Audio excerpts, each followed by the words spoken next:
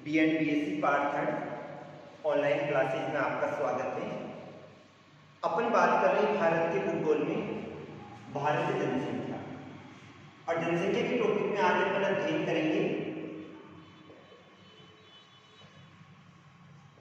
जनसंख्या वर्ग,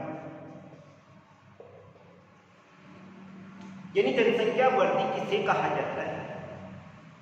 तो जनसंख्या वर्ग का तात्पर्य होता है जनसंख्या परिवर्तन।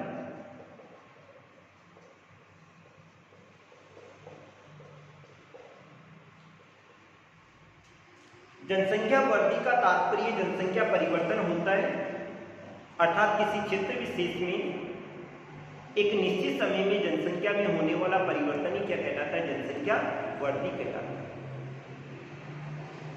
जनसंख्या वृद्धि का तात्पर्य जनसंख्या परिवर्तन होता है, अर्थात किसी क्षेत्र विशेष में, वो क्षेत्र विशेष कोई गांव भी हो सकता है, कोई कस्बा भी हो सकता है, देश भी हो सकता है, नगर भी हो सकता है, महानगर भी हो सकता है, महाद्वीप भी हो सकता है। तो किसी क्षेत्र विशेष में एक निश्चित समय में, निश्चित जो समय होता है वो होता है 10 वर्ष होता है, और जनगणना कितने वर्ष के बाद होती है, 10 वर्ष के बाद होती है। तो किसी क्षेत्र विशेष में एक निश्चित समय में जनसंख्या में होने वाला परिवर्तन ही क्या कहलाता है, जनसंख्या वृद्धि कहलाता है। इस जनसंख्या में जो वृद्धि होती है इसकी जो गणना की जाती है वो 10 वर्ष के बाद की जाती है, अतः इसको क्या कहा जाता है, दशकीय वृद्धि कहा जाता है। क्योंकि जनगणना कितने वर्ष बाद हो रही है, 10 वर्ष के बाद। पहली जो जनगणना हुई थी वो सन 1881 में संपन्न हुई थी। भारत की जो पहली जनगणना हुई थी उसमें जब सन 1881 में जनगणना हुई थी तो उसमें संपूर्ण जनसंख्या को सम्मिलित किया गया था। लेकिन इसके बाद में वर्तमान में जो जनसंख्या जन्मावली पत्रावली जो भरी जाती है जनगणना की, उसमें साक्षरता भी पूछी जाती है, लिंगानुपात भी पूछा जाता है, मानव के व्यवसाय का अध्ययन भी किया जाता है, मानव के प्रति व्यक्ति आय का अध्ययन भी किया जाता है, जिसके द्वारा उस देश के आर्थिक विकास का आसानी से अनुमान लगाया जा सकता है। अब जनसंख्या में होने वाला जो परिवर्तन है ये धनात्मक वृद्धि भी होती है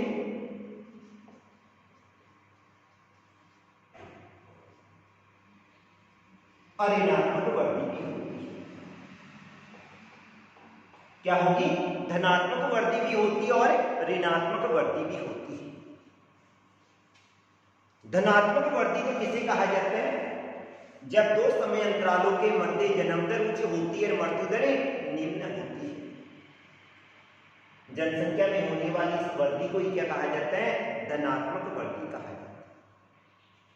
जब दो समय अंतरालों के मध्य जन्म दर उच्च होती है और मृत्यु दर निम्न होती है तो जनसंख्या में क्या होगी, वृद्धि होगी। और जनसंख्या में होने वाली इस वृद्धि को ही क्या कहा जाएगा, धनात्मक वृद्धि।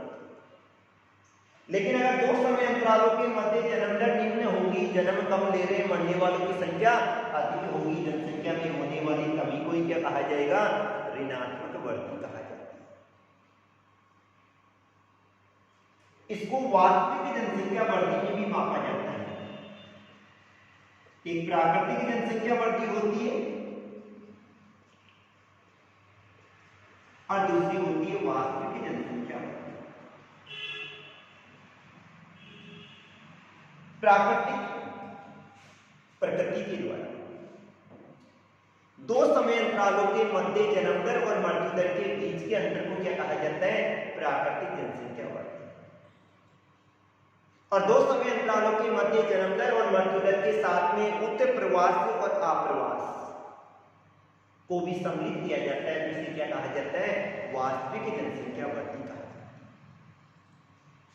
केवल जन्म दर और मृत्यु दर को ले रहे हैं जब तो कौन सी हो जाएगी, प्राकृतिक वृद्धि दर हो जाएगी। और जन्म दर और मृत्यु दर के अंतर के साथ में उत्प्रवास और अप्रवास को सम्मिलित करते हैं, क्योंकि जनसंख्या परिवर्तन के 3 घटक होते हैं, जन्म दर, मृत्यु दर और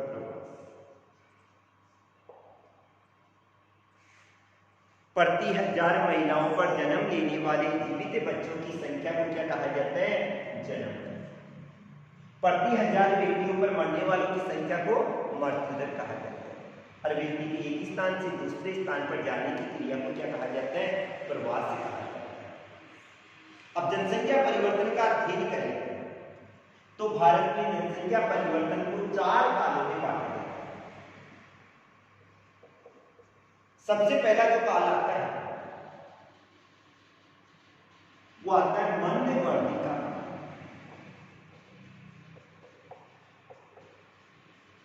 दूसरा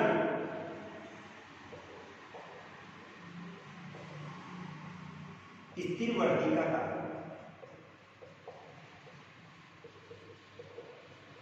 तीसरा आता है तीव्रवर्ती का काल।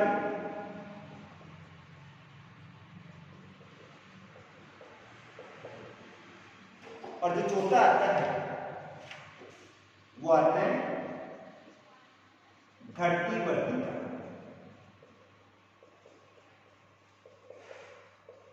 भारत में जो जनसंख्या बढ़ने की स्थिति पाई जाती है उसको 4 भागों में बांटा जाता है। 1901 से लेके और 1921 तक का जो समय होता है उसको तो क्या कहा जाता है? मध्यवर्ती का काल कहा जाता है। 1921 से लेकर सन 1951 का जो समय होगा उसको स्थिरवर्ती का काल कहा जाता है। 1951 से लेकर सन 1981 तीव्रवर्ती का काल।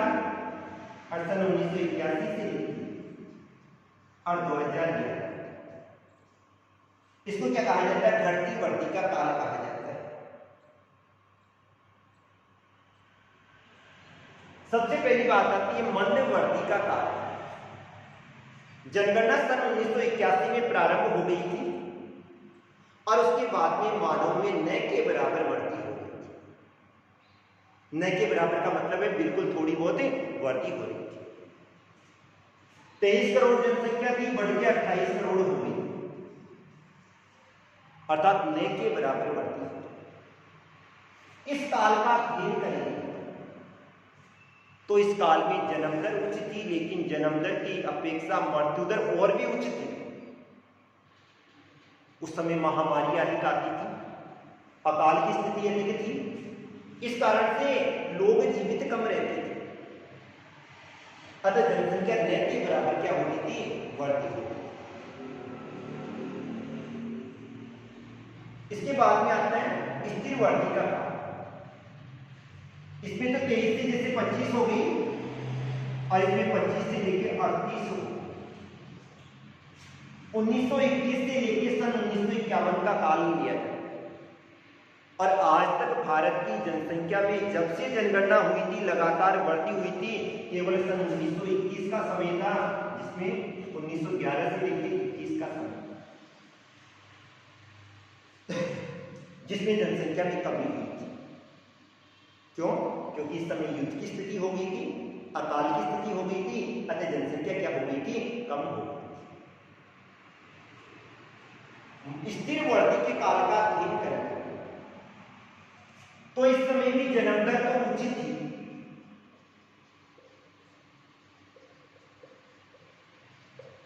लेकिन मृत्यु दर मध्यम या थोड़ी बहुत कम हुई, ज्यादा कम भी नहीं हुई थी, मृत्यु दर में थोड़ी बहुत कमी आई, क्योंकि इस काल में स्वास्थ्य संबंधी सुविधाओं का क्या हो गया था? विकास हो गया था। और जब इस काल में स्वास्थ्य संबंधी सुविधाओं का विकास हो गया था तो मृत्यु दर थोड़ी सी नीचे होने लग गई थी, जनसंख्या में बढ़ती होने लगी। अतः इसको क्या कहा जाता है? स्थिरवर्ती का काल कहा जाता है। इसको जननांकिकीय विभाजन का काल भी कहा जाता है। भारत में क्या कहा जाता है? जननांकिकीय विभाजन का काल भी कहा जाता है। इसके बाद में आता है तीव्रवर्ती का काल।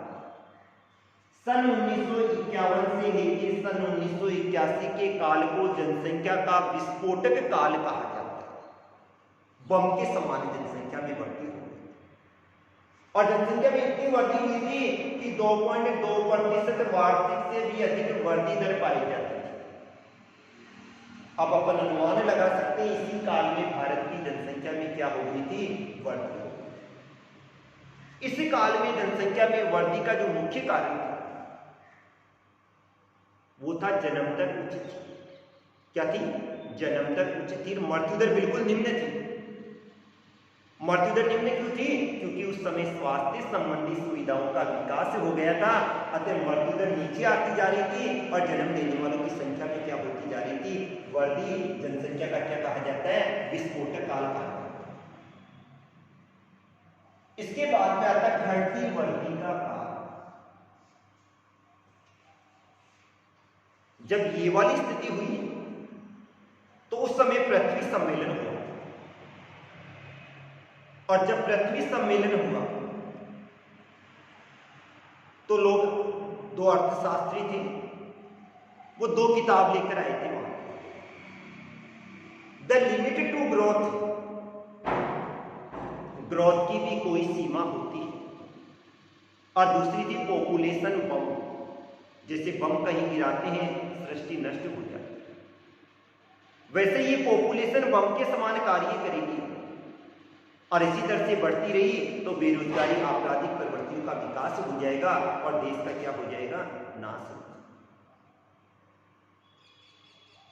तो इसके बाद में क्या हुआ, लोगों में थोड़ा सा रुझान आया और जनसंख्या तो बढ़ गई, लेकिन जनसंख्या वृद्धि दर क्या हो गई, कम हो गई, और ये वाली 1.8%।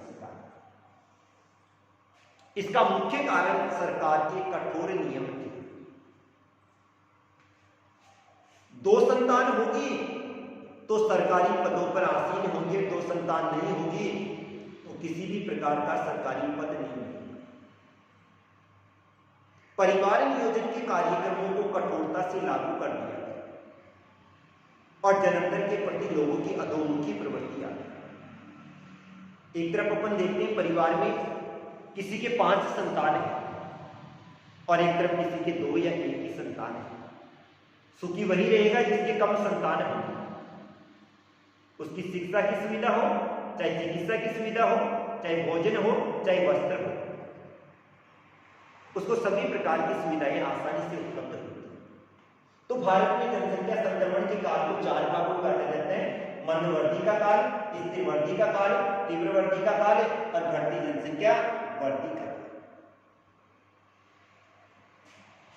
अब बात आती है जनसंख्या वृद्धि से उत्पन्न समस्या।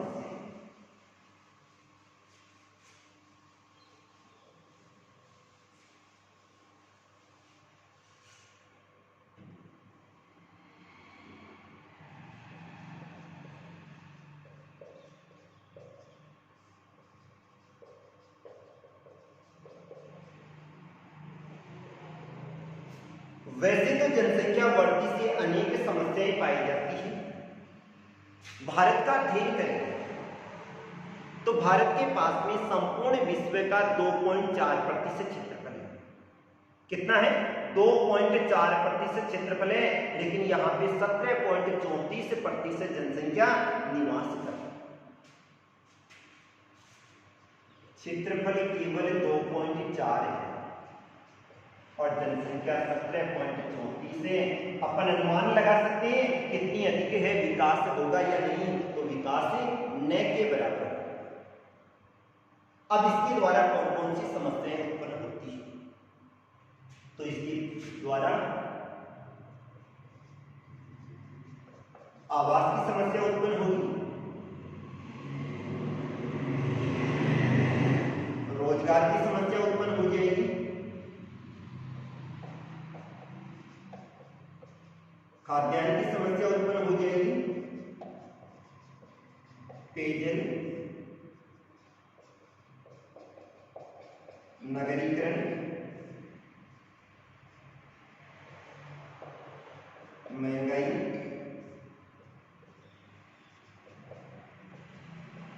आर्थिक विकास,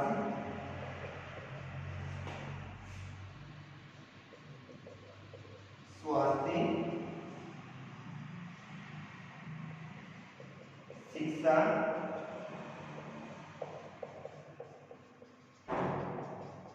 गतिविधि आय, यानी जनसंख्या वृद्धि से यानी समस्याएं उत्पन्न होती है। सबसे पहली बात करें अपन आवास की समस्या।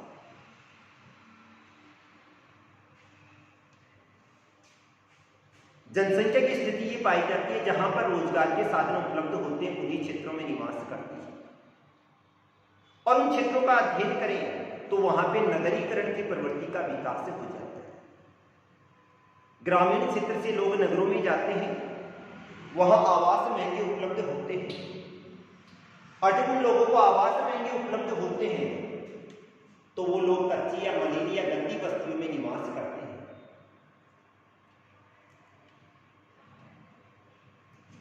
तो सबसे पहली समस्या आवास की समस्या उत्पन्न होता है, और इसके बाद में नगर का प्रसार कहां पे होता है? कृषि भूमि पे होता है, क्योंकि मकान कहां बनेंगे? कृषि भूमि पे। और जैसे व्यक्ति कृषि भूमि पे आवास का निर्माण करेगा, कृषि हेतु भूमि की कमी हो जाएगी तो खाद्यान्नों की समस्या उत्पन्न होगी।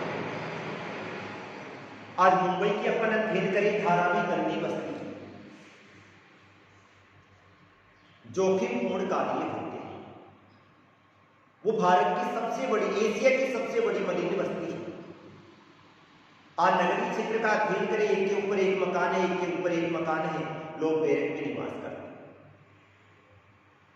तो सबसे पहले आवास की समस्या। दूसरा आता है रोजगार। बढ़ती हुई जनसंख्या के लिए अत्यधिक मात्रा में रोजगार के साधनों की आवश्यकता होती है,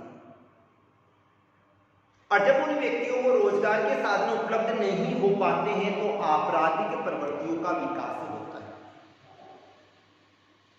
जनसंख्या के लिए रोजगार के साधनों की आवश्यकता होगी, लेकिन उनको अगर रोजगार के साधन उपलब्ध नहीं होंगे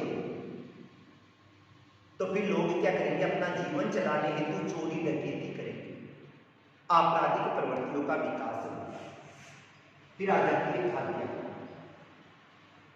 अब भूमि वैसे ही कम पड़ रही है, उसे कृषि भूमि पे मानव आवास का निर्माण करेगा, अतः कृषि हेतु भूमि की कमी होगी तो खाद्यान्न की समस्या उत्पन्न हो जाएगी, पेयजल की समस्या उत्पन्न हो जाएगी। ग्रामीण क्षेत्रों में जब रोजगार के साधनों की कमी हो जाएगी तो लोग नगरों की ओर प्रवास कर जाएंगे, और जब नगरों की ओर प्रवास करेंगे तो नगरीकरण की प्रवृत्ति का विकास हो जाएगा। नित्य उपयोगी वस्तुएं महंगी हो जाएगी, अतः जिन लोगों के पास पैसा है वो तो खरीद पाएंगे, अन्य लोगों के पास उपलब्ध भी नहीं होगी। अतः नित्य उपयोगी वस्तुएं क्या हो जाएगी? महंगी हो जाएगी। दूध हुआ, सब्जी हुआ, अनाज हुआ। आर्थिक विकास की स्थिति मंद हो जाएगी, क्योंकि ऐसी स्थिति में जहां पर रोजगार के साधन उपलब्ध नहीं होंगे वहां पे विकास की कल्पना भी नहीं की जा सकती है। अतः आर्थिक विकास क्या हो जाएगा? न के बराबर हो जाएगा। तो उन क्षेत्रों में आर्थिक विकास भी नहीं हो पाएगा। स्वास्थ्य की समस्या भी उत्पन्न हो जाएगी। क्या हो जाएगी? स्वास्थ्य की समस्या। अर्थात उन लोगों को चिकित्सकीय सुविधाएं उपलब्ध नहीं हो पाएगी। शिक्षा की समस्या उत्पन्न हो जाएगी, उन लोगों को सही मात्रा में शिक्षा भी उपलब्ध नहीं हो पाएगी, और प्रति व्यक्ति आय भी क्या हो जाएगी? कमी हो जाएगी। नगरीय जीवन अस्त व्यस्त हो जाएगा, जल प्रदूषित हो जाएगा, भूमि प्रदूषित हो जाएगी, वायु क्या हो जाएगी? प्रदूषित हो जाएगी। मानव का जीवन स्तर क्या हो जाएगा? निम्न हो जाएगा, प्रकृति को सबसे बड़ा खतरा हो जाएगा। इस कारण से जो ग्रीन हाउस प्रभाव है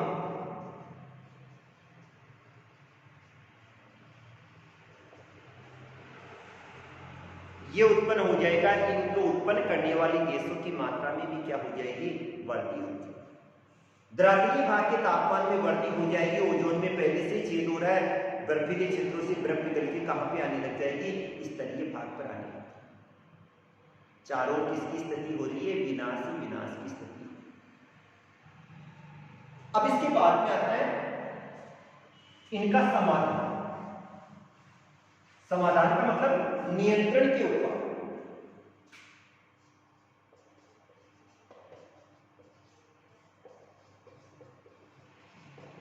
मुख्य जो उपाय वाते विवाह की उम्र में बढ़,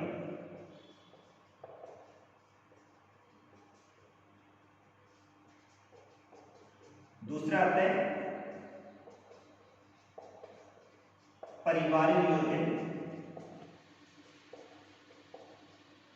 कार्यक्रम को कठोरता से लागू।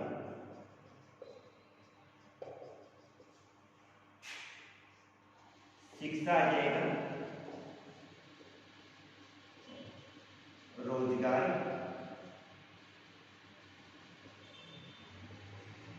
जन जागरूकता,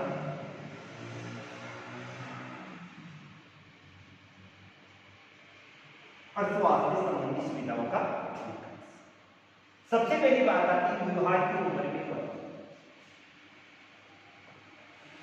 हिंदू विवाह अधिनियम के तहत सरकार के द्वारा पुरुषों की जो आयु रखी जाती है वो 21 वर्ष है और महिलाओं की है 18 वर्ष। इसे आयु वर्ग में और भी वृद्धि कर देनी चाहिए ताकि संतानोत्पत्ति काल में कमी हो जाएगी, जनसंख्या अपने आप ही क्या हो जाएगी, कम हो जाएगी। आज भारत में बाल विवाह अधिक होते हैं और बाल विवाह अधिक होते ही संतानोत्पत्ति की प्रवृत्ति बढ़ जाती है और जब संतानोत्पत्ति की प्रवृत्ति बढ़ जाएगी तो फिर बाद में सीधी सी बात आ जाएगी, क्या, जनसंख्या वृद्धि दर अधिक होगी। दूसरा आता परिवार नियोजन कार्यक्रमों को कठोरता से लागू करना। परिवार नियोजन के कार्यक्रम है जो कि जनसंख्या को नियंत्रित करते हैं, उनको कठोरता से क्या करना चाहिए, लागू कर देना चाहिए ताकि जनसंख्या का स्थायी रूप से निदान हो जाए। परिवार कल्याण, फिर बाद में आता शिक्षा। शिक्षा के प्रचार प्रसार के द्वारा जनसंख्या वृद्धि दर को क्या किया जा सकता है, कम किया जा सकता है। रोजगार के साधनों का विकास करके सभी लोगों के जीवन स्तर को उच्च किया जा सकता है और जब लोगों का जीवन स्तर ही उच्च हो जाएगा तो अपने आप ही जनसंख्या वृद्धि भी क्या हो जाएगी, कम हो जाएगी। जन जागरूकता अभियान फैलाना चाहिए। एक तरफ ये दिखाना चाहिए जिसके 5 संतान है उनका जीवन कैसा है, एक तरफ जिसके 2 संतान है उसका जीवन कैसा है। अपने आप ही क्या होगा, देश का विकास होगा। पर स्वास्थ्य संबंधी सुविधाओं का विकास करना चाहिए ताकि मृत्यु दर में कमी आए और जब मृत्यु दर में कमी आएगी तो अपने आप ही लोगों की सोच चेंज हो जाएगी। क्योंकि भूगोलवेत्ता स्मिथ ने कहा था गरीबी संतानोत्पत्ति के अनुकूल होती है। गरीब व्यक्ति 5 संतान को जन्म देकर 2 के जीवित रहने की आशा करता, वो प्रवृत्ति मिल जाए। ये था भारत में जनसंख्या बढ़। आज के लिए इतना ही, थैंक यू।